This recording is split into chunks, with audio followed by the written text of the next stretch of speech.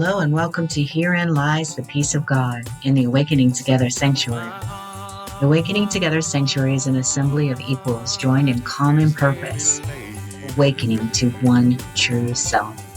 Within an appearance of many faiths, many cultures, and many symbols, we seek to discern one truth and to rest in its embrace. The host of Herein Lies the Peace of God is Reverend Jacquelyn and Eckert, the President and Minister of Awakening Together. Our co-host is your favorite anarchist preacher, Reverend Glen Ganaway, integral scholar. A Course in Miracles says this about discerning one truth. Nothing real can be threatened. Nothing unreal exists. Herein lies the peace of God. Sing glory, glory, hallelujah. How wonderful thy holy name. Now I can see with God's own vision, and I see peace instead of pain. Yes, I see peace instead of pain. I can see peace instead of pain.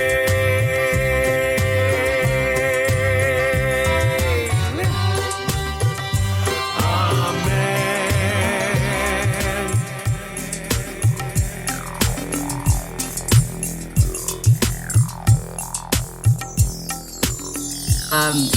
This is our new program, Herein Lies the Peace of God, as you just heard in that lovely intro from Reverend Yolanda.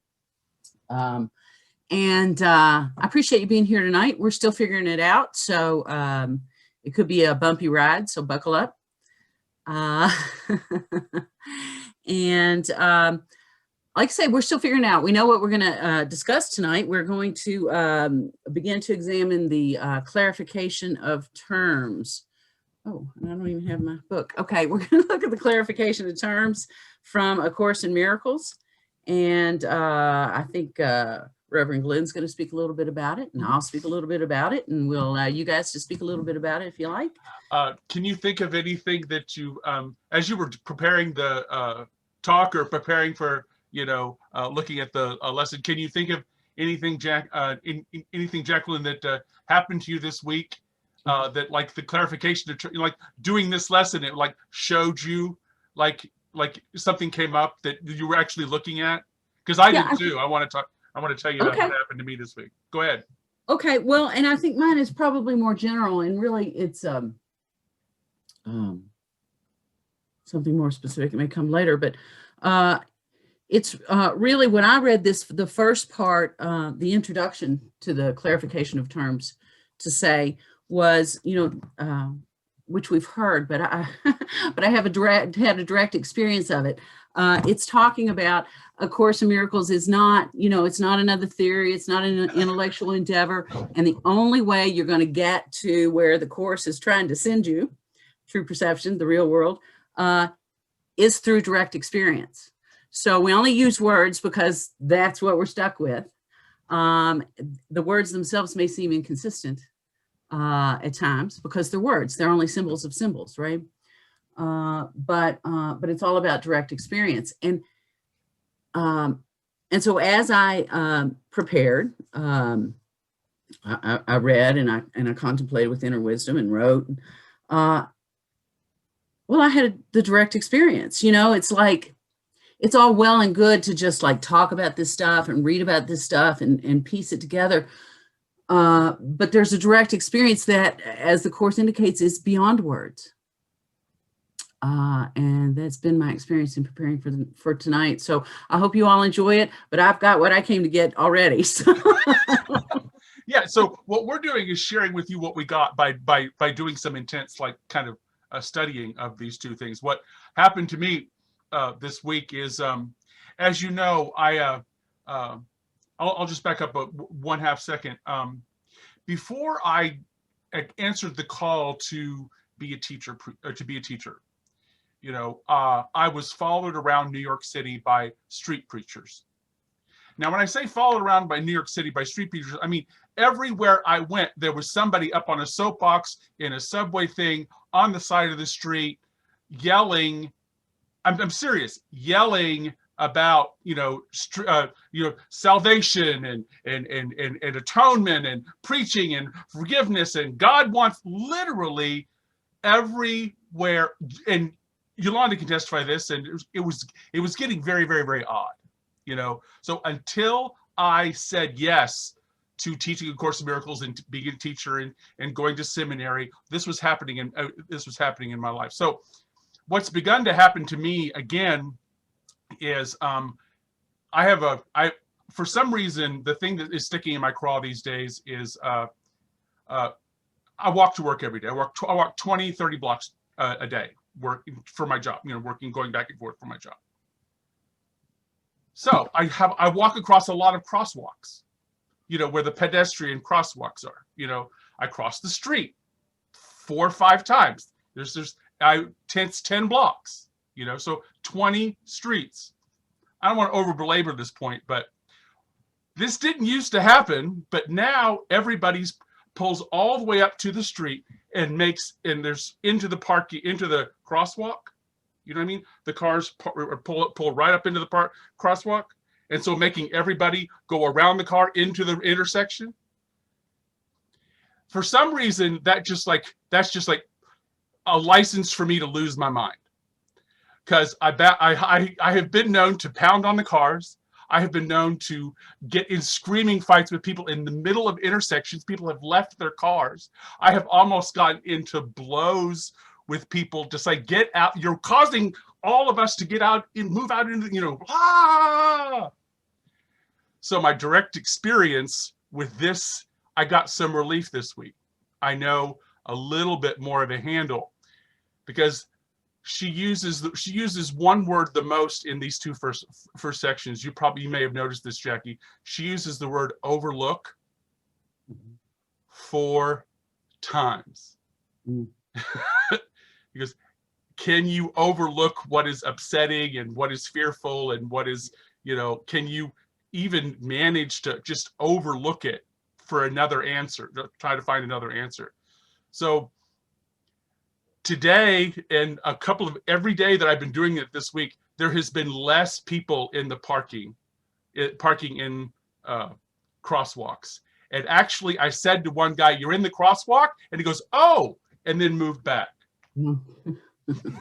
So this stuff is really, it stuff gets into me, and I try to pay attention because there's no accident on why I'm looking at the introduction and mind spirit, which is the term it's no accident that I'm doing it right now in this week with what I'm looking at and what's going on. There's no accident. So that happened to me this week, thinking about not really being able, some things I can overlook and some things I have difficulty overlooking, looking. I have a question for you, Glenn. Sure.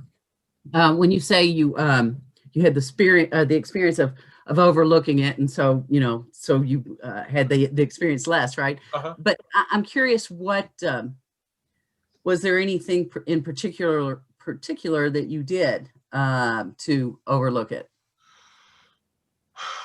I decided that I could overlook it because God had it in control. Because that was the whole thing about it's like each of us, we're going to talk about this in Mind Spirit, but each of us are plugged in and clued in whether we know it or not. So me wanting to pound on these people's cars and hoods and drag them out of their car, into their right minds, isn't my job. It's like doing that means that I don't trust spirit. It means that I don't trust actual things in the world. There is a difference between what is mine to do and what is not mine to do.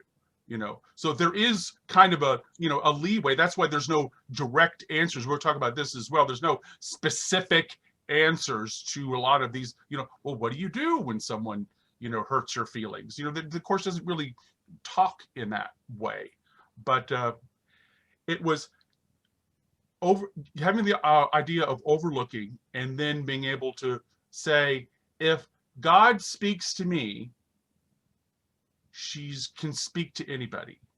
That's right.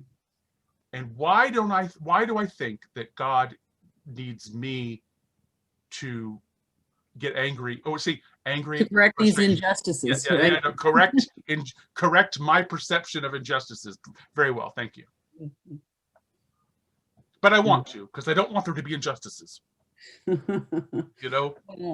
And that's really interesting because we're talking about cars in the crosswalk, but I think that's the temptation of a good spiritual student is to correct the injustice in the world. I know it is for me. I mean, I'm a big old huge leftist. I'm a big old lefty. I call myself a mystic anarchist. I have a keychain that says "Eat the Rich." So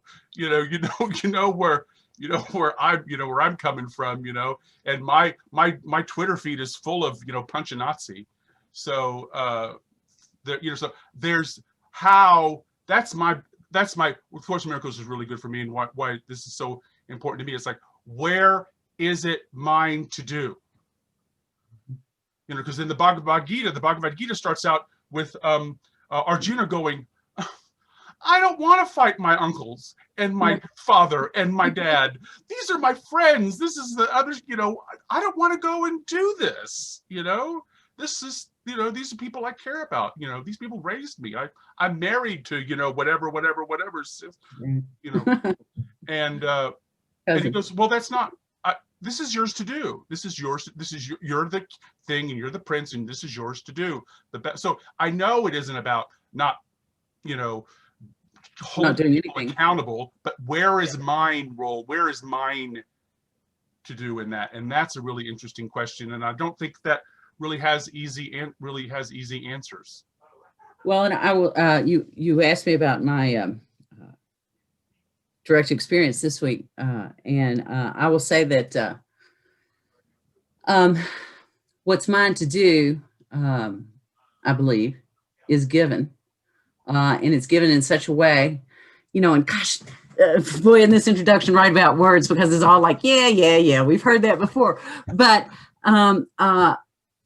it's like I wrote you an email earlier this week, and the words that were in that email were not my words.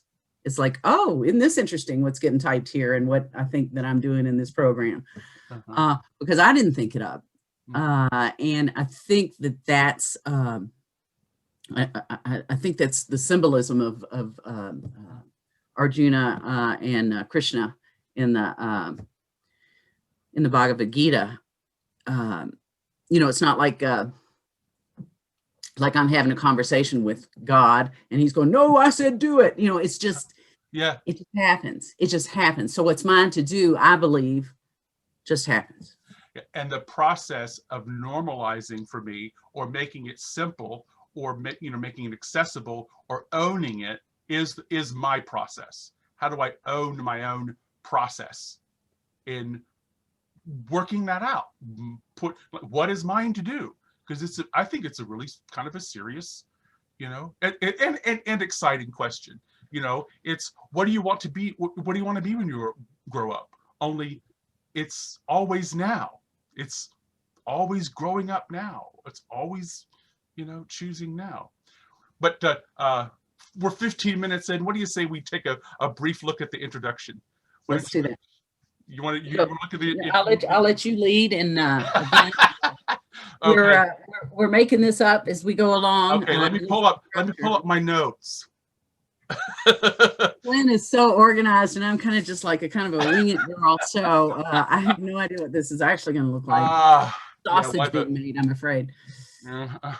That's a kind of a BS in healthcare management, and I am a spreadsheet jockey and manage a pension for a living. So I have that kind of brain, just to let you know what kind of brain. I won't talk too much about the clarification, the introduction, but this is a really good example of kind of what I enjoy about her voice, about the Helen and Jesus's collaboration with this text, is the first thing that she says is what it's not.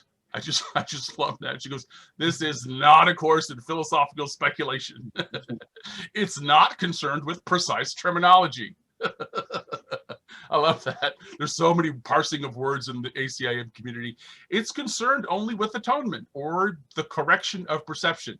How's that for two words that go, two definitions that go together? The atonement or the correction of perception, same thing. So you can see the atonement. She says overlooking a couple of more times. And this process of overlooking is what the Course is aiming us to try to do, which is so impactful for me this week.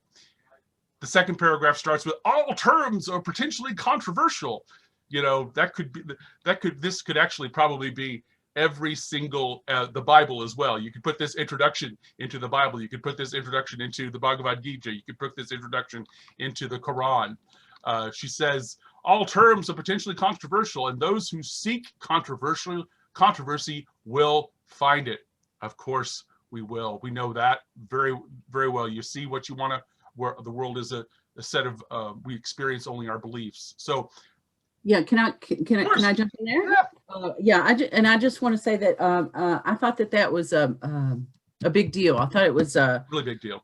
A major point that, you know, if you look for controversy, you're going to find it. And what I really felt like she was saying was, you know, don't bring your thinking mind into this endeavor.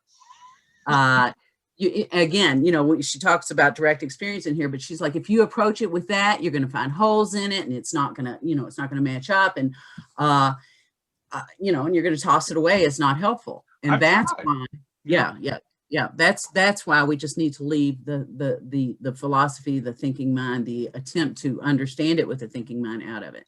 I got really good advice from Earl Purdy when I first was really digging into A Course in Miracles on a regular basis. He just said, keep reading, because, you know, if you don't understand it, you might understand the next sentence, and then you might understand the next sentence, and then you might understand the next sentence. Just keep reading, you know.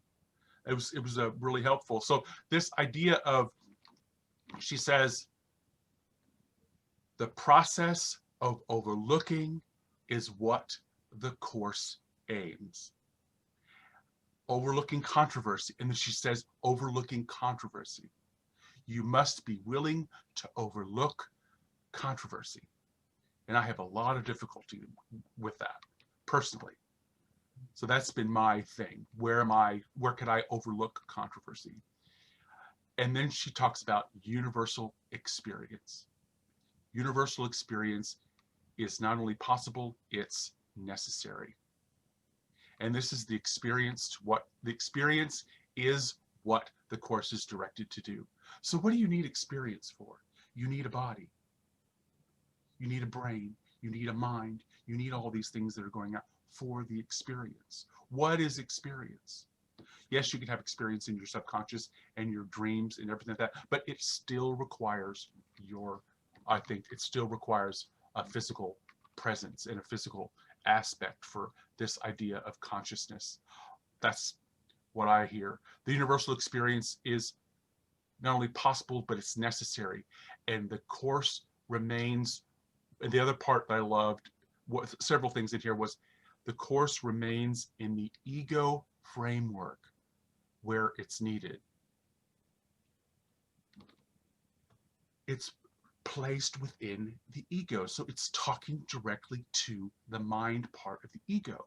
It's not talking to the part of you that already knows. It's talking to the part of us that doesn't already know, which is why a lot of my students get really mad at me. They goes, how come it's always you? Which you know, I don't do that. You know, I know people get really mad at the Course in Miracles because it's like, you know, they get like called out. Because it's not talking about, not all students, hashtag not all students, you know, or something. I don't know, but it's just you. So that's a real concern. That's a real way people perceive the Course. And then the next paragraph, she says the Course is simple, and it is. We're the one who makes it difficult. And she says why we make it difficult, because the ego is demanding all kinds of answers that the Course doesn't give. You know, I'm not here to answer all of life's questions. I'm here to tell you where you can find the answers to all your questions. I'm not here to, police the questions or do any of that. I'm here to show you a direction to look. That's excellent.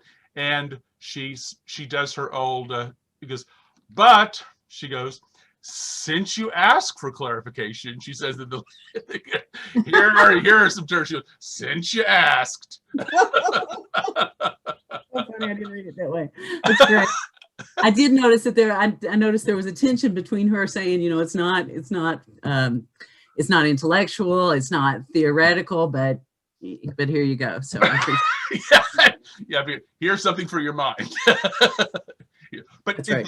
but the whole next thing, she really says, so what is this mind? What's the mind? She defines mind, consciousness, awareness, right-mindedness, wrong-mindedness, one-mindedness, all in this next section, you know, which I think is absolutely brilliant. And she talks about freedom and choices, you know? Yeah. So let me tell you something. Okay. Yeah, let me take a look at what came up for me in the introduction, and then we can move on to that term if that works for you. The first term. Let's see.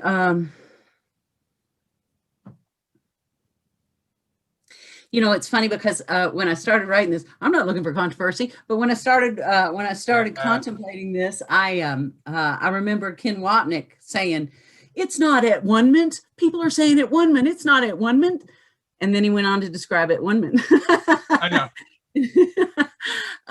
So I think that's just a fine way to look at the word atonement. Sure, it's a correction. What's it a correction for? It's a correction to the belief that we're separate, that we could ever be separate.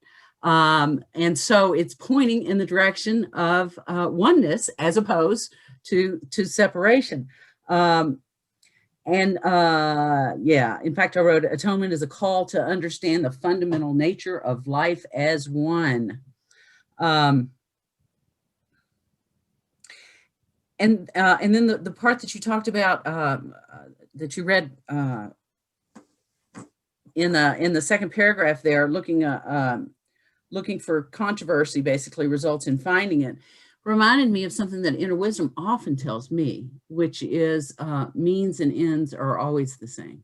Yeah. Yeah. So if you're looking for controversy, of course you'll find it. If you're looking for peace, of course you'll find it. And you can't get there. You know, you can't get to peace through controversy, or vice versa. No. The means and the ends are always the same. Means matching ends is also a moral political stance. Oh, well, that makes sense. Yeah. Yeah, because the alternative is the ends justify the means. Right, and that's pretty dangerous. Yeah, real dangerous. Yeah. Well, we saw that this past week. We sure did. And it's so interesting. Again, I'm very grateful for the opportunity to look at this stuff in detail, because that sentence, a universal experience is not only possible, but necessary. And it's like, okay, what does that mean? Well, a universal experience is a conditioned precedent. A conditioned precedent to what? To coming to understand the oneness of all things, right? And so, again, if you think you know something, you can leave that at the door, because that is not going to help you here. And I thought of how you and Rev Yolanda read the introduction to the lessons. It's like, you don't have to believe them, just do them. Right. You don't have to. But... I mean, and that's the point, really, right? You know, your mind can go, this is BS. This isn't going to work. This has nothing to do with what and none of that's relevant. Because it's only direct experience. It's only by seeing, by doing and then seeing, that you have that direct experience. And that's that loop, right? And then you see the results of that. And that snowballs into a way of seeing beyond what the thinking mind, beyond the premises of the thinking mind. Because there is more to experience beyond the thinking mind. But the direct experience that we crave isn't one that is found in the mind. Cannot be found there. It cannot be found in the mind. Okay. You know, the mind helps create the condition. The way I'm hearing this is the mind helps create the conditions for me, to like change my focus, change my awareness to look at what is actually real, or engage with what is actually real, something that I have nothing to do with its creation, destruction, or anything.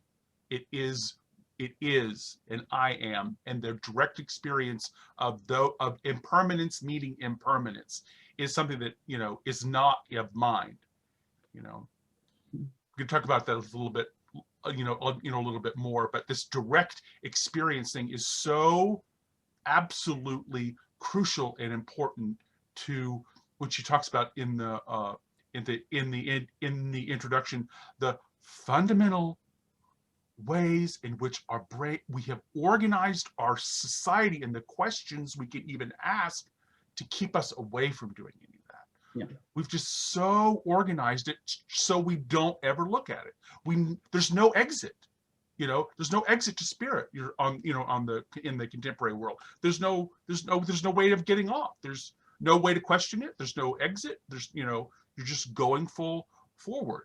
And that's. Hey, Rev Yolanda. Yeah, there's. Yeah. Oh, we have 2 rooms. Did you know we had 2 rooms? I didn't know it till last week when I saw you in 2 rooms. Actually, it looks like you're all in the same room. Is she sitting on the other side of the room? No. No. Fair enough. All right, let's see.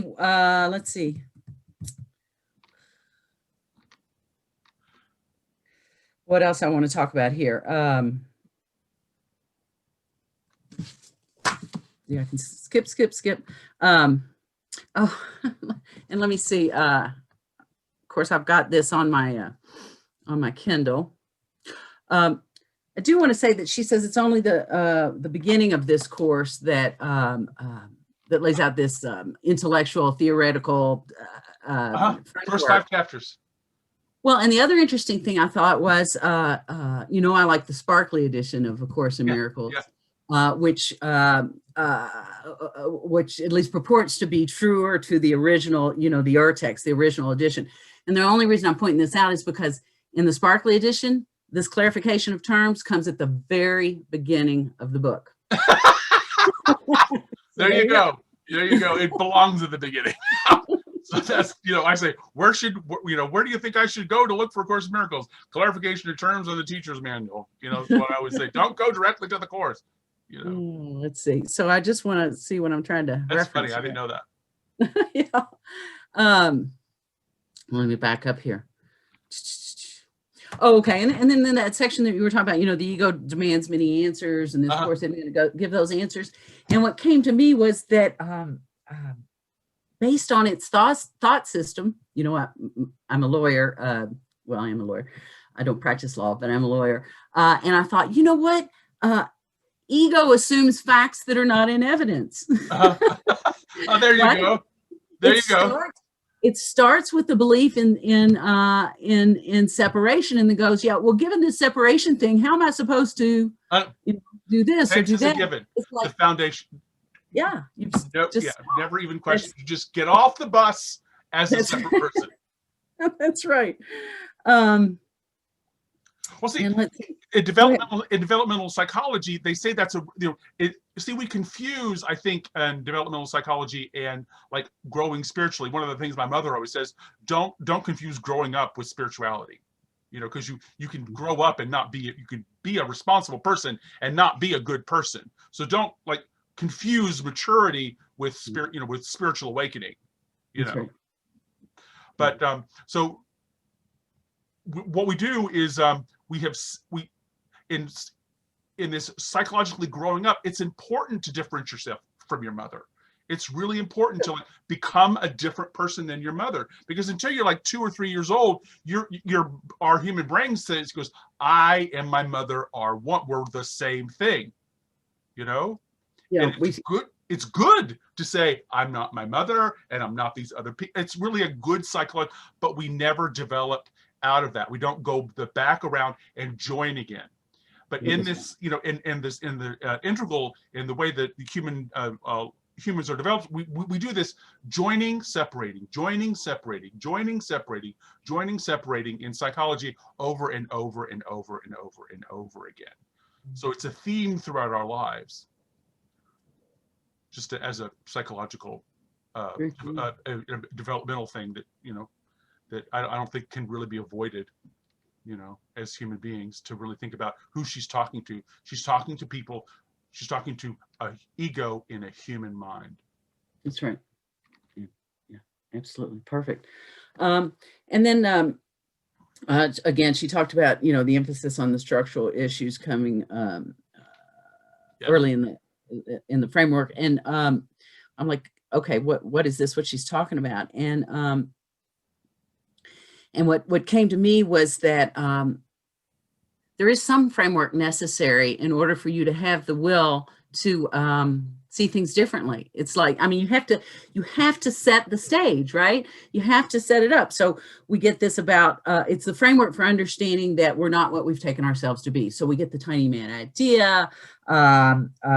We get the need to overlook our faulty perception. We get the two voices, all of these concepts. You know, we have to work in concepts. This is the world we find ourselves in.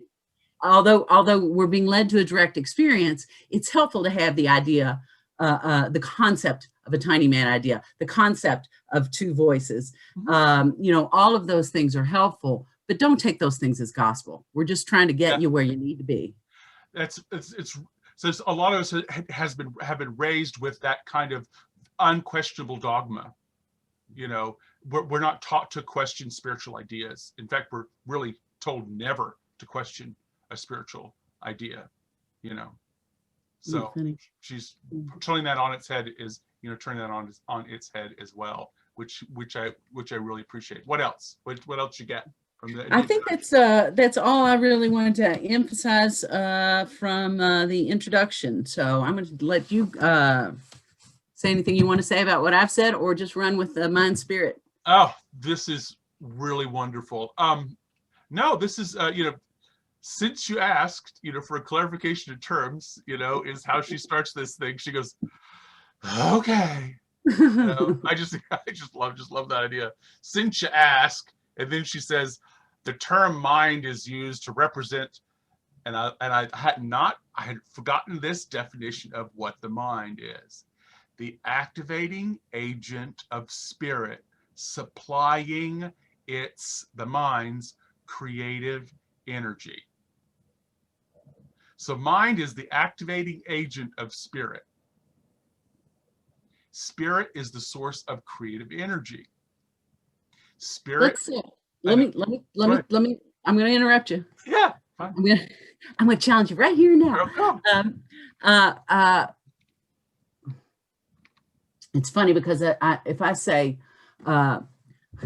what's a glass, and the response is, well, it's a red thing that if you click it, you know, you can write in your notebook with, you know, let me try and make this point. You're going to go, no, a glass has got to be, you know, a vessel that holds stuff. And it's like, so I just think it's interesting that it'd be real easy for us to get hooked on the word mind, which is equivalent to glass in my example, right? So when she says mind is this, what we don't need to do, I think, is to say, is to think of mind like we traditionally do, you know, this gray matter here, right? Yeah. And yeah, I'm done. No, perfect. Yeah, this isn't your brain. This isn't gray matter. The mind, the Course in Miracles, is not gray matter. It's not human intelligence. It's not even the collective human intelligence that's ever. It's not even that. He said that so well, didn't he? What I loved about this is mind is what in material is impressionable, directly impressionable by spirit. Mind is the active agent, becomes active when spirit is present. That's the clinical, like, chemical term. What's the active agent? When it becomes in contact with something else, the active agent changes in contact with something else. like water and heat, or when two molecules come together, they form something else. The active agent being hydrogen that changes this thing into something else. The active agent on mind is spirit. Spirit is acting on us, in the world, as us, the mind. Very interesting to say. I just love that she just threw that out there. And she defines spirit is the thought of God. She uses those in capital letters. So the united spirit is God's one son, or whatever is created. I love that. Mind is the activated, engaging of spirit. Spirit is the source of creative energy, and spirit is the mind of God. And so we've got this idea of God, and then we have the unified spirit, which is all that is created. And then we have us, the spirit mind, inside the unified spirit inside of God. If you want to think of it like she describes it in this nesting, you're inside, inside, and inside. There's no. It's like the Russian dolls, right? Yeah. There's no escape. You're completely surrounded by spirit. You're completely surrounded by God. You're in the most safe place, completely. And so she sets that up, and she goes, the mind is split, and the sons of God appear separate. She just says this as a given. She goes, because the mind is split, and she doesn't reel it back at all. She goes, the mind is split because way back, and because whatever. She never tells you. She just says, you got a split mind. That's where we're starting from. Trust me. She starts there. You have to come to the course to believe with the belief that you have a split mind. She says you have a split mind. And so, nor do their minds seem to be joined. Mm-hmm. It's like they have two parts, a spirit and an ego. It just looks like two. It's not two. It's one, because the ego is something that doesn't exist. Right? So, the God is whole and complete. Spirit is whole and complete. And mind is whole and complete. It just looks like it has two parts, a spirit and an ego. What we have inside of that mind is a decision maker. But in this way this thing works is only the ego is individuated. Only the ego is out here going, I'm all this and a bag of chips, and you can't touch this, That's what the ego's doing, and the mind is like this collective. The spirit is this collective, is this oneness, wholeness, completeness, sacredness, and the ego's going, I want none of that. Can't even see it. And just knows it's threatened. It's this threatened. It's the very nature of the ego. It's this threatened, under fire existence. And I try to. That's a really good description of when I get upset, or when someone's parking in the crosswalk. I feel personally threatened. That they've threatened my worldview. They've threatened, the safety of my neighborhood. They've threatened my sense of, being all that. There's a challenge there. And what's it challenging? It's not challenging me. It's challenging the energy that I have given to the ego, the part of my identity that I say resides in this frightened little being that isn't interested in, can't even see or know oneness or sacredness or anything like that. So that's really good, that direct experience, watching my ego walk off from God. Just like going, I don't know what's going on. You're in paradise, so you don't even see it, or whatever. So that was really good for me. And she says, spirit is the part that's still in contact with God through the Holy Spirit, who abides in this part, but sees the other part as well. Well, do you see that embedded? So you've got God and then the spirit that sees both, and you've got here that doesn't see God, but may be able to see the spirit. So you've got this success, this large you, more you, the full you, access to, it's very, It's a frame. It's a frame. It's a scaffolding to talk about, you know, what she goes on to talk about. Our spirit, our spirit who abides with us, what knows what we see, who abides with us and sees what we see and knows what God knows. And I thought of the last, the poem at the end of the book. It says, she says, we are not alone and friendless. And she says that in the beginning, because you're not alone. Spirit retains the potential for creating. You know, all creation comes from spirit. All creative endeavor comes from spirit. But its will, which is God's, the will of the spirit, our will, seems to be imprisoned while the mind is not unified. And there is the most common metaphor in A Course in Miracles. You're in prison. You're a prisoner. You've imprisoned yourself, and you call that a life. You know, and I adore this, because you seems to be imprisoned. Your will seems to be imprisoned because the ego perceives its own self-created illusions. That's all it perceives. Spirit creates authentically, with or without a conscious action. That's what was cool about that. Spirit is creating with or without our conscious action. And our will is within that spirit portion. Our will isn't in the mind. It isn't in the mind or isn't in the ego. Our will is in spirits. Our will is the creative part of us. That was so, it was like, oh, of course, that makes absolute perfect sense. It's so equitable. God's will is our will. And I'm reminded by what Miss Abraham says, Abraham Hicks, what we call, Yolanda and I call her Miss Abraham. She goes, you can't get it wrong and you're never done. I just love, you know, so I think, oh, I can relax a little maybe. And so you want to chime in here, because the next section is talking about right-mindedness, wrong-mindedness, and one-mindedness. Sure. So let me jump in with so okay, yeah. Part. So you're at 1.5. Okay. Yeah. So so I looked at this this idea of the activating agent of spirit. I appreciate your scientific reference there. And I'm like, is this consciousness? So I looked up activation. It's and the definition that jumped out at me was to cause, to function, or act.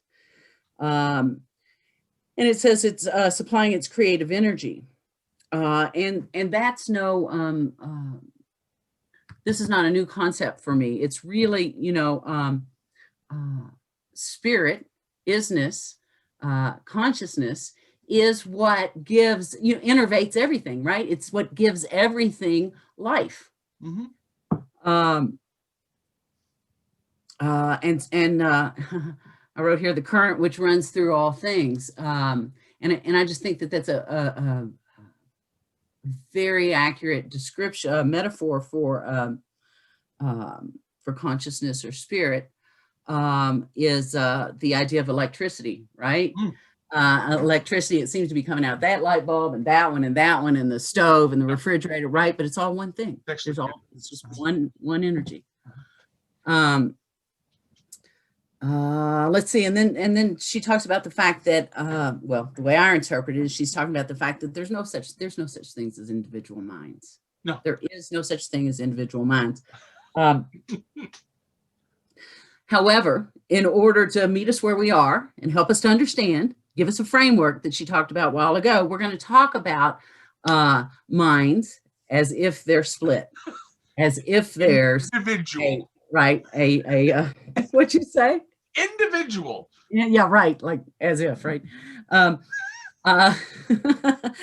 we're going to talk about this as if there's a mind that's split. That there's a part that conceives of itself as an individual, or what we would call the ego, right? And that there's a part that knows that's not true, that knows that there's only one thing going on here, and that's spirit. So the ego spirit split is like you said, seemingly there, but it's not really. No. It's not really. Yeah, but to help us get from where we are to where we're going, it's helpful to look at it that way.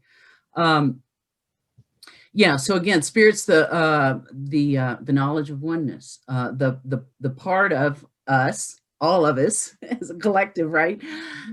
Spirit is the part of us that's not confused. In fact, it's referred to often in, of course, in miracles and in NTI as the heart. Yes. Yeah. It's constant, it's unchanging, and it's eternal. And not eternal as if when it dies, it doesn't really die and goes on together. It's forever. No. It was never born. It never dies. It just is. It just is. It's eternal.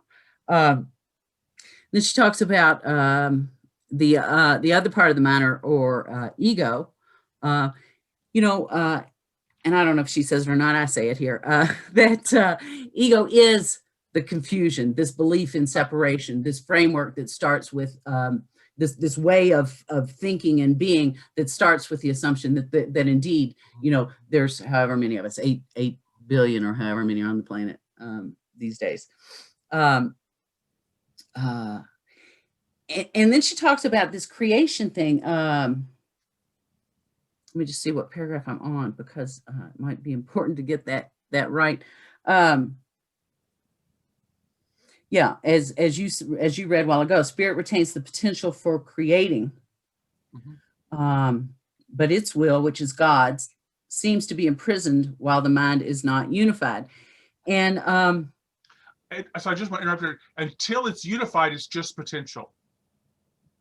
Well, okay. That's what, that's kind of. I appreciate what you're saying, but I think what we're learning is we are creating. We're creating all the time. You know why? Because we're spirit. Because that's in actuality what we're doing. So we create riots in Washington, right, and we create somebody who talks about me behind my back, and we create the traffic accident, and we create a world of separation. I think she's talking directly to whether we're doing it, whether we're doing a conscious choice at creating, or we're doing an unconscious collective hegemony, Exactly. outpouring of more for suffering. Yes, which is what Regina would call the code, right? Or writing the script. We all collectively write that script. Yeah, I call it the hegemony, but I read Gramsci in theory. Code's only 4 letters. I'm not. Oh, I know. If I can use a 4-letter word instead of a 1-letter word, I'm going to do that. Anywho, let's see. This power to create. Huh? Go. This power to create through believing attention or will seems to imprison the unified will or the call to atonement. And again, that's only because we see what we want to see. And we're not actually imprisoned. I know. Seems to do unified will. We're all one. We don't know it. I want this. She's taking something away from me. I can't have what, this scarcity is a part of this idea. Yeah. I mean, of course it is. With two, somebody wins, somebody loses. It's got to be that way. I didn't make up the world. Somebody's got to lose. And in fact, you did. Yeah, I know. Isn't that wild? It's like see, that's what she starts out. The paradigm that you're working from is wrong. Okay, the whole operating system that you want to say is reality is faulty. That's right. Let's get to what this. Let's get to the rest here. It's great. So she uses the spirit retains the potential for creating. She says. So she defines right-mindedness, wrong-mindedness, and one-mindedness. She describes right-mindedness as listening to the Holy Spirit.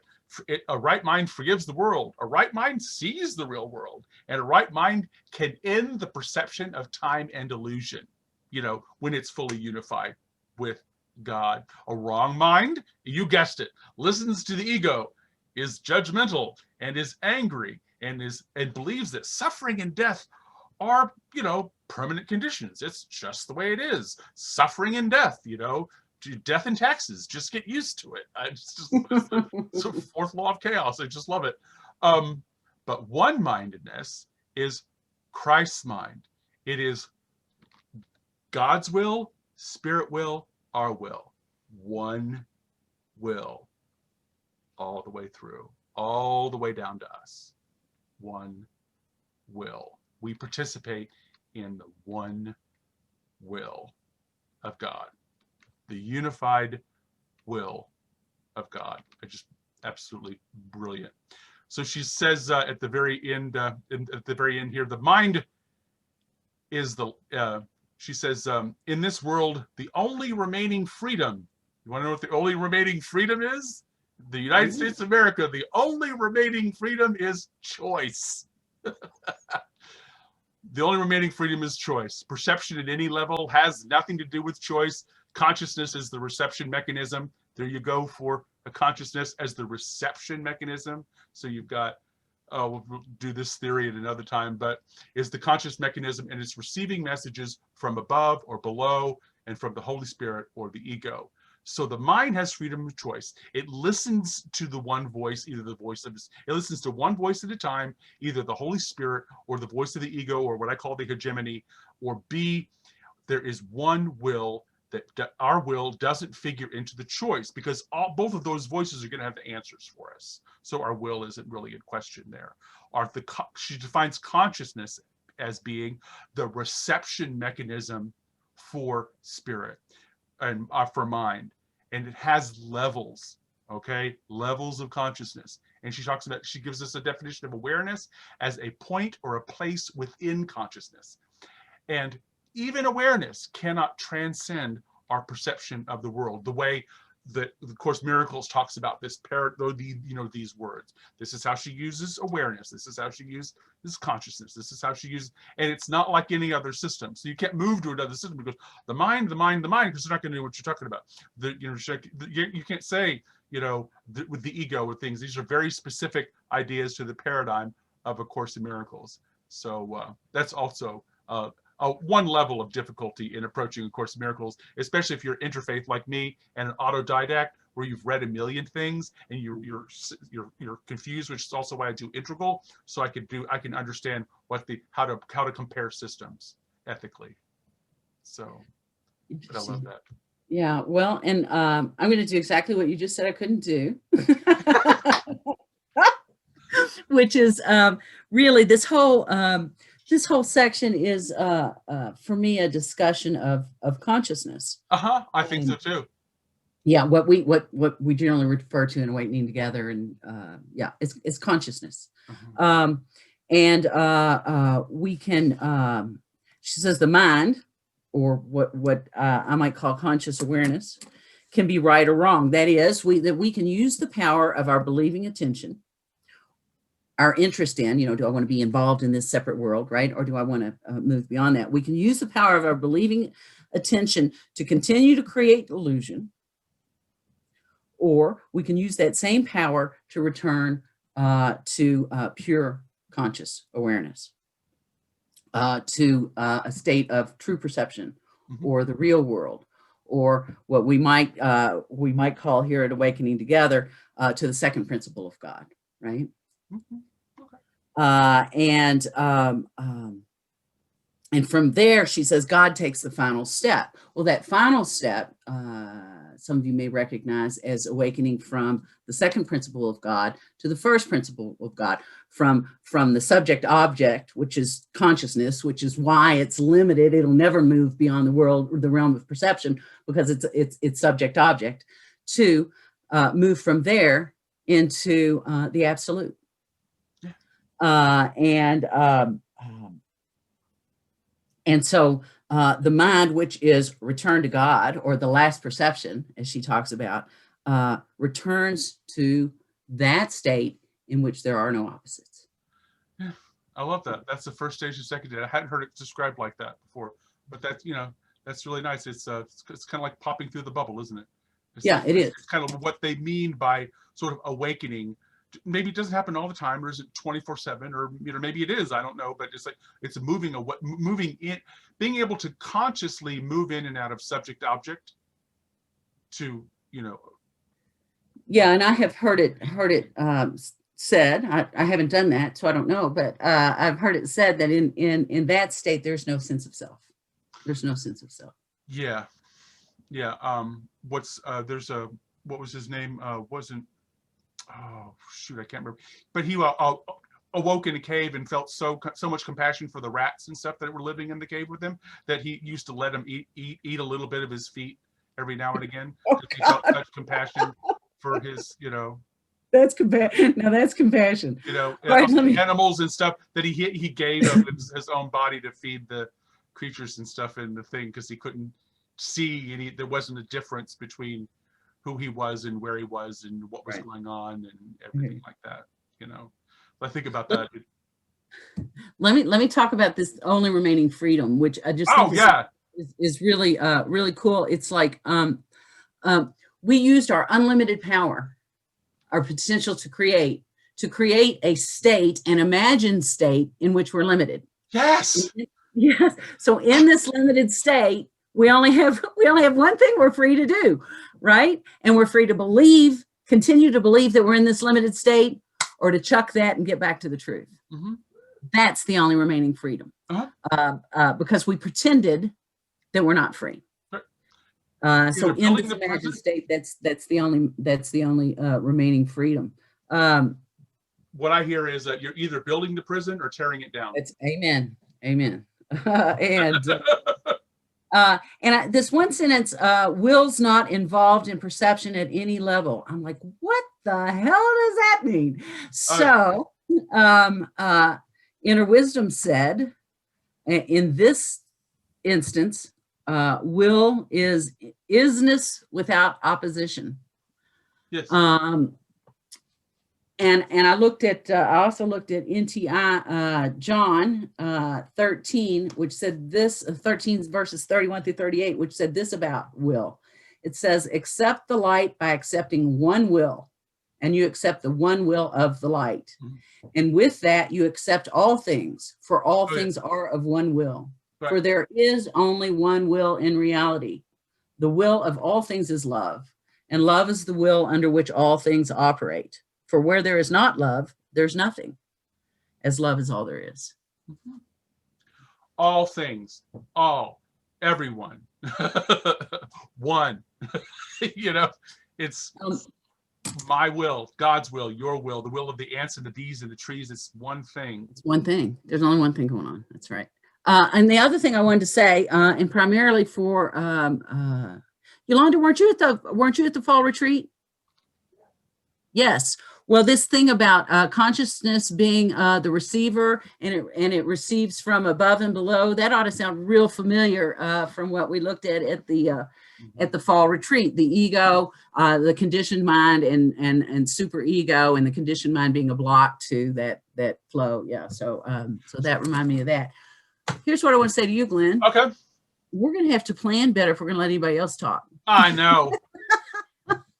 I thought about that too. I was like, oh, let's open it up for the theme song. Yeah, right? Let's play us out here. We're sorry. Yeah. Well, I just wanted to say that I really enjoy listening to the two of you. Later on participating, yes, but the two of you together is really working for me. It's so awesome. Oh, thank you. That's sweet. Thank you all. Yeah, that's sweet. If I may, I'll just read. Oh, we're done. We're done. What you want to read? Oh, like the conclusion. This read is that okay with you, Shauna? Yeah.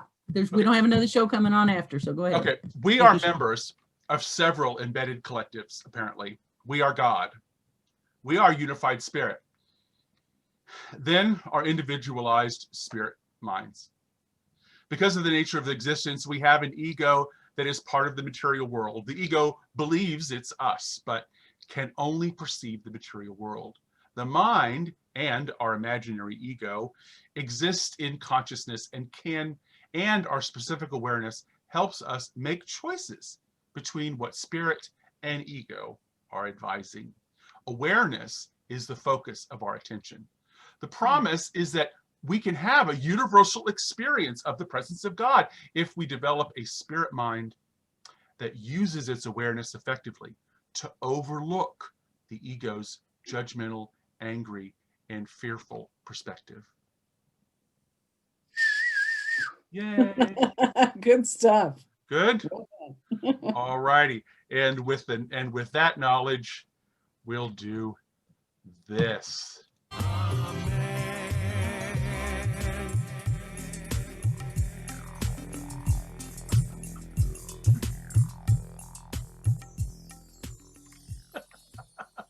There we go. Thank you, Glenn. Thank you, everybody. It was a lot of fun. We'll do it again Yeah. next week. And we'll make sure you get to talk next time. Yes. I appreciate you. You've been listening to Herein Lies the Peace of God with Reverend Jacquelyn Eckert and Reverend Glen Ganaway.